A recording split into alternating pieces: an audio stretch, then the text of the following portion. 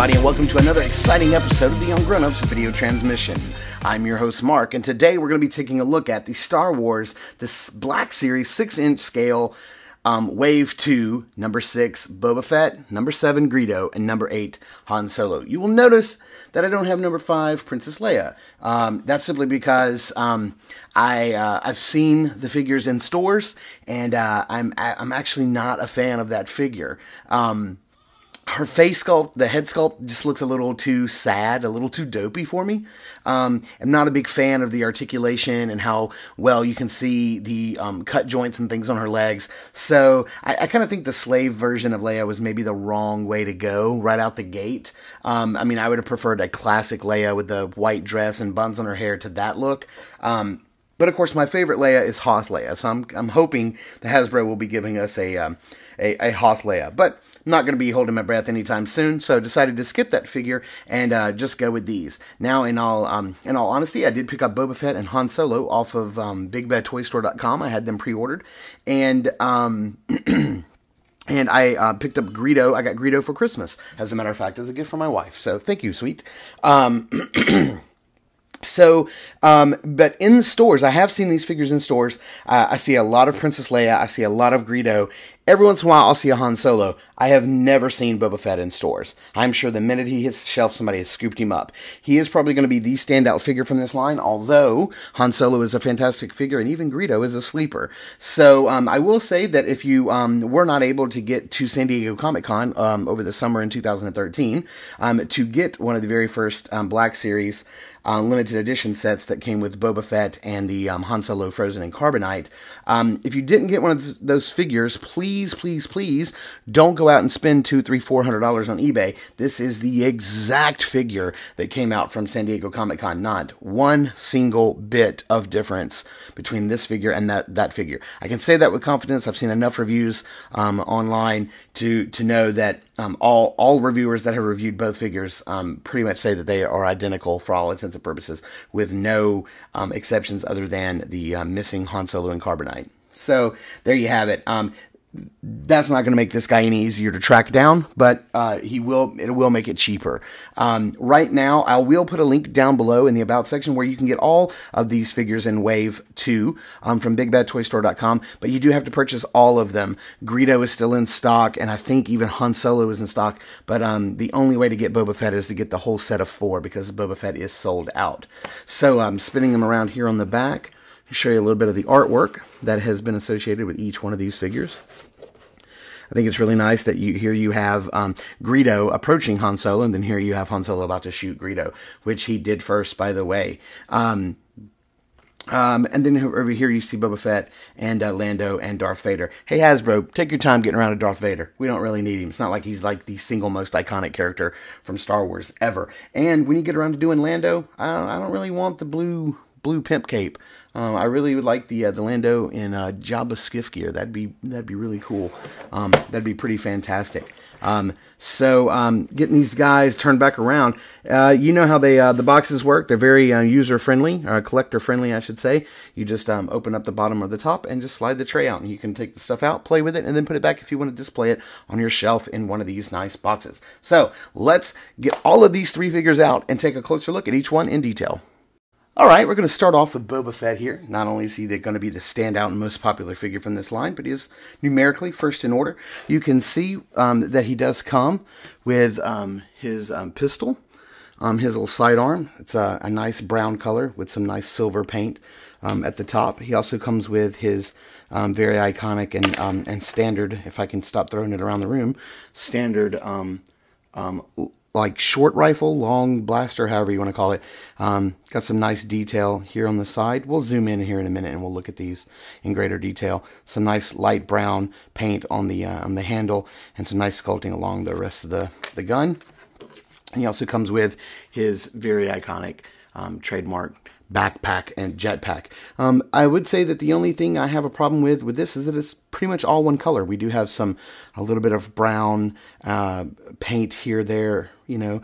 We have some orange points up here at the top, and then a little bit of silver detailing and weathering around it. But the missile part here, or the engine, or whatever this turns out to be, this in and of itself is not painted, which seems to be would have been a really nice touch. And maybe the thrusters, those would have been really cool to be painted as well. Of course, I don't know if this is screen accurate. I don't remember the whole thing just being green, but it could be, and maybe that's just me not remembering it properly.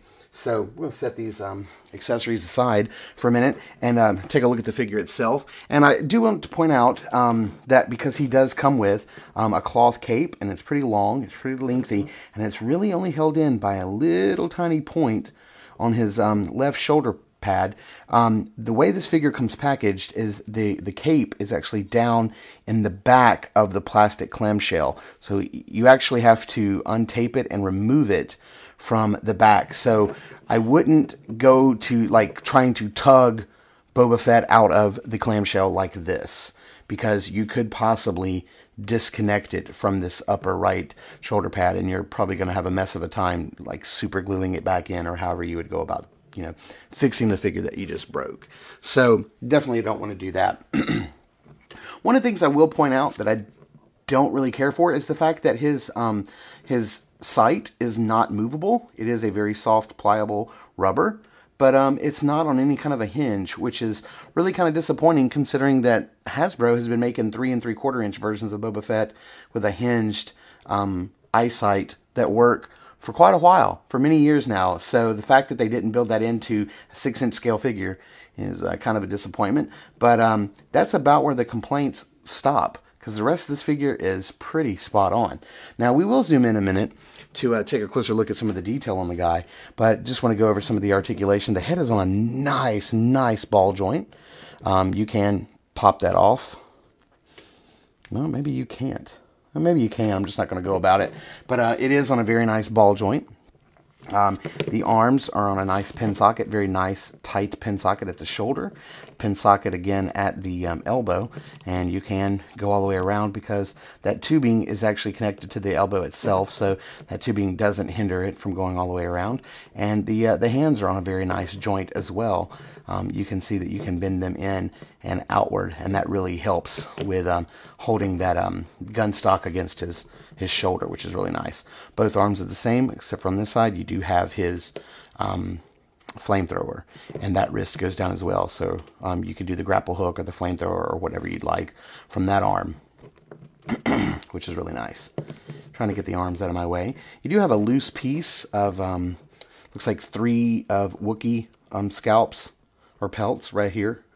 It's a loose piece, but it is connected. So while it does hang loose, it is firmly connected to the upper part of the armor. You do have some waist articulation, very nice joint in there, and it's on a rocker, so you can lean back, lean forward, and get some good range of motion in there as well. The belt is on a separate piece, along with, this is all one piece. The holster for the sidearm and the belt are all one big piece. And of course, you've got the range of motion here at the top of the thigh. You also got a cut joint, swivel joint at the top of the thigh. You have the now standard double knee joint, which is always welcome and always very nice. And I really like how the knee joint piece actually has the knee pad on it, so that the joint bends above and below it. That way, when you have it out straight, it really hides that knee joint quite well with those knee pads. And you have a very nice downward and upward motion, and a very nice rocker. Basically a pin socket again here on the foot as well. So some really nice articulation on Boba Fett.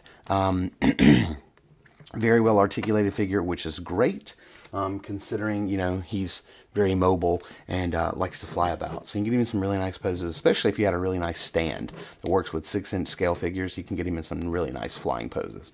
So we'll put the backpack on, of course, over the top of his little cape there. And there you have it. So why don't we zoom in and take a closer look at some of the paint apps and sculpted detail on old Boba Fett here. Okay, zooming in here on Boba Fett's face, looking at some of the detail here on his face, his helmet. You see a lot of silver scuffing and weathering throughout the helmet. Lots of scuffing on the back of the helmet. And you can see the telltale dent. It's not painted. That's actually sculpted in. So that shadow is very real. See it there moving. Again, very odd choice to not make the make the scope or the sight here movable. Very odd.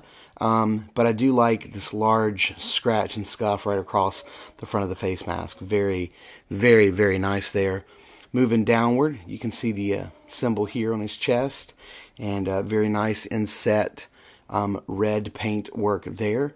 You can see the, is this the Mandalore? The Mandalore logo? Is that what that is? There on the side.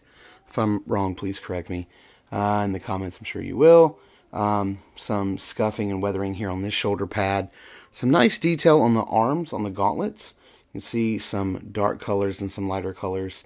And even a lighter paint on the fingers and the back of the padding on the glove as well. Turning around here on the back, looking at the jetpack, you can see what I was talking about earlier. Other than some light weathering effects, not a lot of paint on the jetpack other than some bright tannish orange peachy kind of color here on the tips. Really wish there had been some more paint apps on the backpack. You can see some very nice paint apps here on the arm, on the flamethrower and the grappling hook. You can see lots of color here: the black, the orange, the silver, the brown. Little disappointed in the paint apps on the Wookiee pelts or the Wookiee scalps, the braids. You can see that one is yellow, a very creamy color. It looks bright yellow on my camera, but my camera intensifies colors. This is a very banana cream color. It's a very light, pale yellow in person. Then one's black and one is the same color gray as everything else. I really would have liked it if these would have been different color browns, dark brown, light brown, reddish brown. Pretty bland coloring throughout on the gray part of the legs. You do see, or you probably, I don't know if you can pick this up on camera, but there's some weathering dusting, some dark gray dusting on these two pockets. But the upper leg and these pockets here are just a very plain brown. Oh, you do have some detail on the belt. You can see that there are two different colors of brown. This brown is the same, and then this brown here is a redder brown. Some nice silver buckle details. Very nice. No sloppy paints there. Very, very cool. Some nice weathering on the knee pads. They look really cool. Some nice silver detail. And then down here on the bottom of the leg, you can see some light silver detail painted in the tools that are on his lower pockets, and some weathering and dusting down here on the bottom. Some dark gray dusting, as if his pants had picked up some water or dirt. And then you can see the tips of his boots. So his boots are like a light gray and a dark gray, and then have the bright silver tips on the tips of them. So overall, extremely nice color and paint work throughout. Lots of really nice detail. Other than not the jetpack not being painted properly, and then the sight not being movable. I think other than that, you've got a near perfect figure here with this Boba Fett. So why don't we zoom back out and take a look at Greedo? All right, moving on to Greedo, which I like to call the sleeper hit in this line, because he was somebody that I passed on originally and was not really wanting to get, and I did get him for Christmas, and it was quite a surprise, and he turned out to be a really cool figure, and I'm really glad that I do have him. So here we have Greedo with his pistol. It's the only accessory he comes with, getting ready to shoot second. And we'll zoom in and you can see some of the fantastic detail sculpted into this head sculpt. And you can see pretty standard articulation at this point from the Black Series figures. We won't go over it too much here, but the head is on a swivel, and it can go up and down a little bit. So it doesn't have the same like full range of motion that, say, Boba Fett had on the ball joint. But he does have enough. You can get it left and right, and some up and down motions. So you get the pin socket at the elbow, pin socket at the elbow and at the shoulder. Both hands do move. You can get an in and out pose, an up and down pose on both of the hands, which is really nice. You do have the upper torso swivel. Yeah, it does have a rocker. It does bend forward and does bend back a little bit. It's really tight, and that's good and secure. It does go all the way around.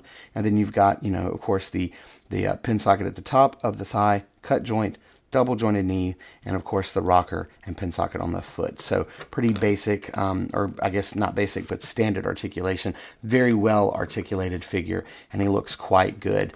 The cool thing about this figure, of course, is in the detailing. So let's zoom in and take a closer look at that.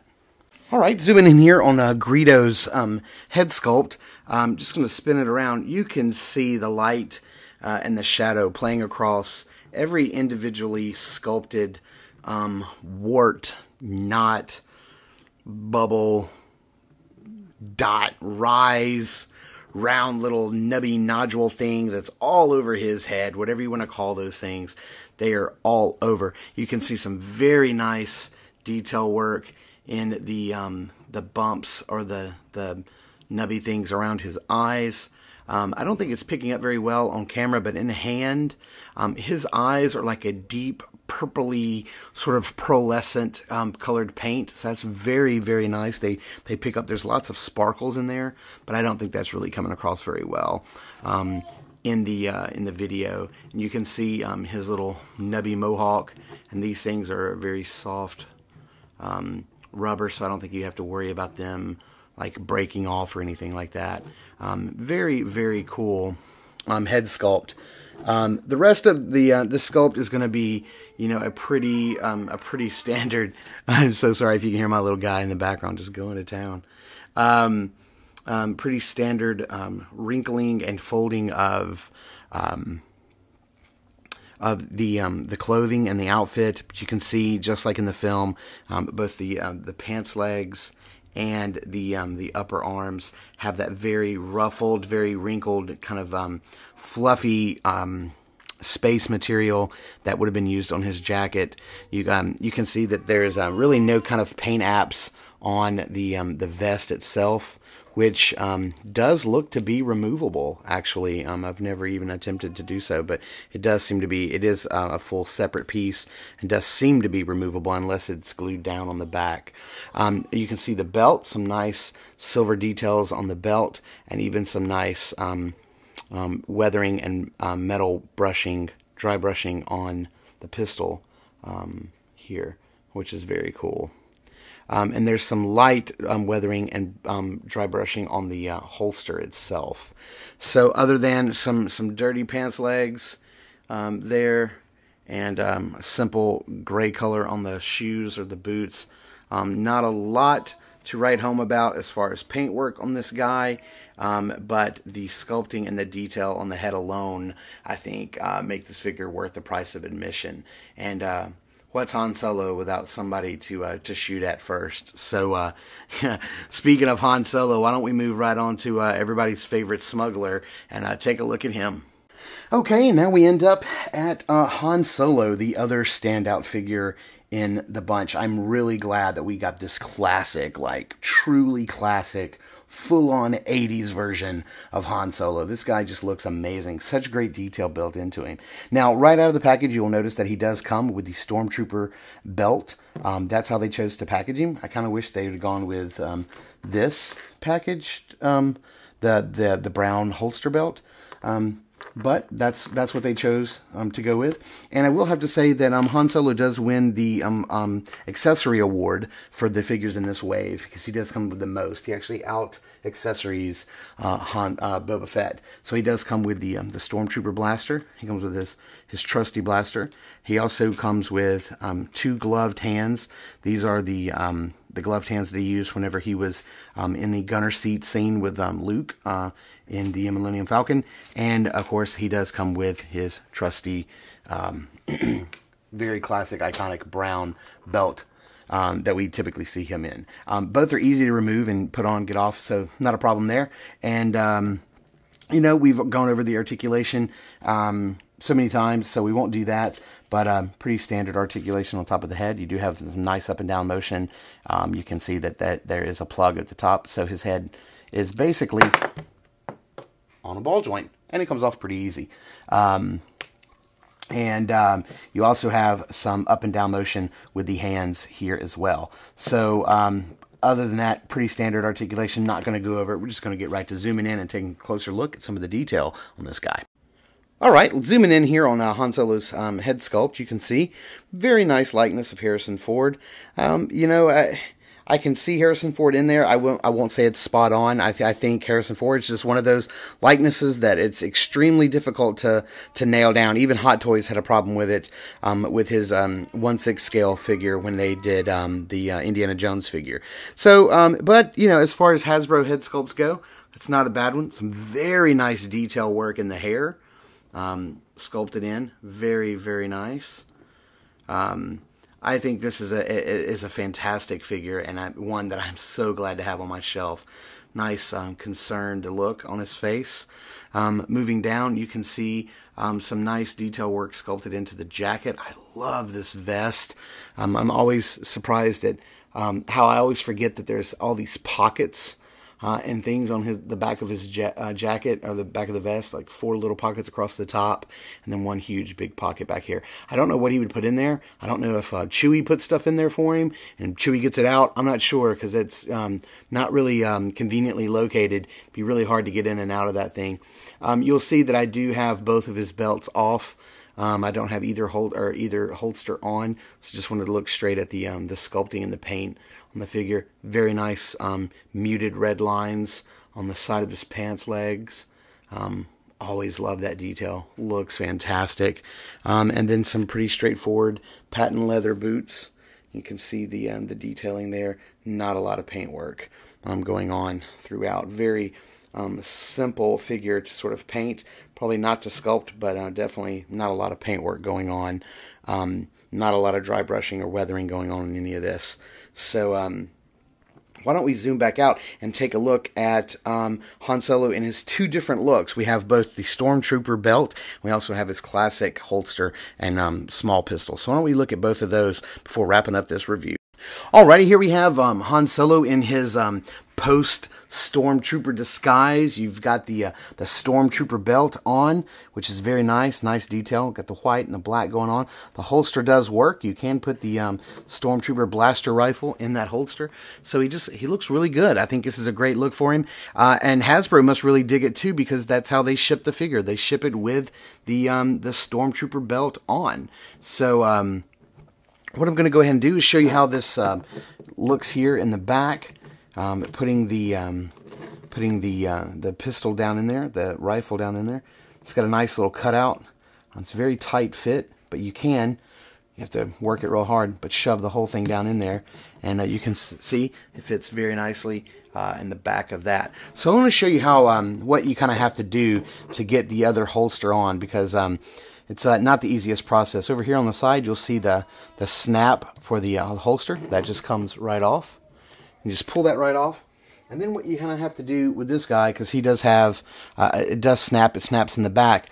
You have to start, because it's got the leg strap, you have to start way down here. Start by feeding the lower leg through the strap. And then pulling that up. It's a very tight fit. Pull it up real tightly over the top of the leg. You want to get it all the way up over the knee joint, and then you want to pull this around his waist. And then my little guy must really like Han Solo. He's going to town in the background. And then you just snap it, and it fits in very tightly. Fits very well. I just noticed it's got the Stormtrooper. Looks to be, is that the Stormtrooper communicator strapped to his belt? You do have to kind of like push this up on the leg, and it's a really tight fit, and I think that's so that it doesn't fall down very, very much. And you can let it droop if you need to, but you want to get a loose droop on the belt. You don't want it to be too high up, and you can see that there's even a little strap hanging down to fold over and plug in for his pistol when that goes in, and we'll take a look at that too. You can go ahead and get his pistol in, his hands. He looks really nice. So you've got your classic, very iconic. That's my little boy's favorite sound to make. We call it his bark. He's barking. I don't know if you guys can hear that or not, but very, very nice look for Han Solo here. And while we're at it, because we haven't had a chance to look at it yet, let's go ahead and pop his other hands on. So they pop out very easily. I say that, and then that hand wants to stick and stay in. I really like the sculpt on this hand. I like how it's sculpted open. And, of course, we have a really nice trigger finger gloved hand here. So the pistol fits in that hand very nicely. Finger goes into the trigger slot very nicely. And I love the two-tone white and, yellow and black on the glove. So you can definitely see that it's open. And you've got a very nice kitted out Han Solo figure. I like the inclusion of the gloves. I think it's nice. I think it's a good look. But it's, certainly not necessary for this figure. But it looks pretty cool nonetheless. And what a fantastic look for Han Solo. Very classic look. And my little boy, Nicholas, approves. So why don't we zoom back out here and take one final look at all three of the figures together. And we'll wrap up this review of the Black Series Wave 2. Alright, so here we have all three figures pretty much in the poses that they're going to go on my shelf. That's how I like to end these reviews. You've got Boba Fett standing here, blaster rifle in hand, holding it with both hands, head tilted down a little bit, just surveying the area, making sure that nobody acts crazy, making sure there's no sudden movements. He's ready to go if so. You've got Greedo here in a little bit of a leaning forward stance, getting ready to take up and walk. He's got his blaster ready to sort of intimidate Han Solo, get him into the chair so they can have a little conversation. We know how that ends. And then you've got Han Solo here, as always, hand on blaster, ready to go just in case something pop off, ready for action. A little pensive, very calm, kind of laid back kind of look, but still ready to go if need be. So I got to tell you, with the exception of Slave Leia, I am extremely excited and happy about this wave. It's a very odd wave because you have two figures from episode 1 or episode 4, one figure from episode 5, and then one episode 6 figure. So it's a very kind of odd mix, but three classic figures that I really, really love, and I'm glad to have them to my have added them to my collection. Next up, we have Bespin Luke, which is my favorite Luke ever made. So he'll be coming up in Wave 3, along with Episode 3, Obi-Wan Kenobi, and I believe a clean Stormtrooper. That's basically the exact same mold as the Sand Trooper figure that came out in Wave 1. And then past that, that's only going to be a 3-figure wave, Wave 3. We'll only have those 3 figures. And we know that at least one of the figures in Wave 4 is going to be the Episode 3 Anakin Skywalker. Still no Darth Vader on the horizon. Hopefully we'll see maybe a hint of that at Toy Fair, maybe in February. Maybe we'll see a hint of Vader. I don't know. Who do you guys want to see next up? We know that there's only going to be 3 figures in Wave 3. Wave 4, we know it's just going to be Anakin. So maybe in the comments below, why don't you guys sound off about who you'd like to see round out the other 3 figures, or maybe even we only going to get 2 more in Wave 4. I'm not sure. My little boy, he's trying to chime in back there and tell us who he wants to see. We've heard that there's going to be a 6-inch scale Boba Fett. Not Boba Fett, Jabba the Hutt. So that would be kind of cool. I definitely think at this stage in the game and this early on in the series, I need my C-3PO to go with my R2-D2 that we got in Wave 1. We're already going to have our second Luke, so maybe we can skip doing another Luke. Maybe a Lando, that would be kind of cool. A Lando would be good. Definitely a Darth Vader. So I would like to see in Wave 4, I'd like to see Darth Vader, C-3PO, and then I don't know, maybe a Jango Fett. That probably would be easy for them to do. Maybe a removable helmet, that'd be kind of cool. But anyway, that's going to about do it for this review. As always, going to ask if you like the review, please like, comment, or subscribe, and be sure to check out all of our brand new toy reviews right here on youtube.com/ungrownups.